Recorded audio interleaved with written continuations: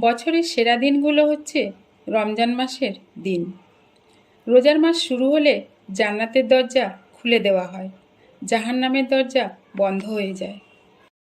জাহান্নাম থেকে নিজেকে রক্ষা করার জন্য মানুষের সবথেকে বড় ঢাল হলো রোজা। রোজা হলো আত্মসংযম, যা আমাদেরকে সকল মন্দ কাজ থেকে বিরত রাখে। রমজান মাসে রোজা শারীরিক ও মানসিক সুস্থতার জন্য উপকারী।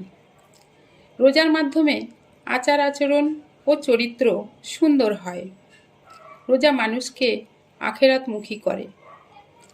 রোজাদারের মুখের দুর্গন্ধ আল্লাহর কাছে মেশকের চেয়ে বেশি ঘ্রাণযুক্ত।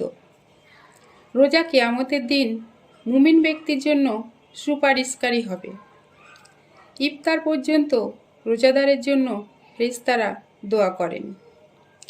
প্রতিটি রোজাদার বান্দাকে আল্লাহ তাআলা নিজ হাতে তাদের পুরস্কার তুলে দেবেন। রমজানের বিশেষ রাতে সকল উম্মতকে মাফ করা হয়। রোজাদারের জন্য প্রতিদিন জান্নাতকে সজ্জিত করা হয়।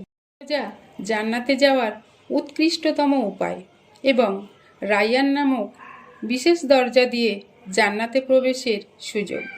সব আমলে বেশি বেশি নেকি মিলবে রমজান মাসে। তাই রমজান মাসকে কাজে লাগিয়ে নিজের জীবনের গুনাহ মাফ করিয়ে নিন। সেন্ট অগাস্টিন বলেছেন, আমাদের মুসলমান হতে হবে সব সময়ের জন্য, শুধু রমজান মাসের জন্য নয়।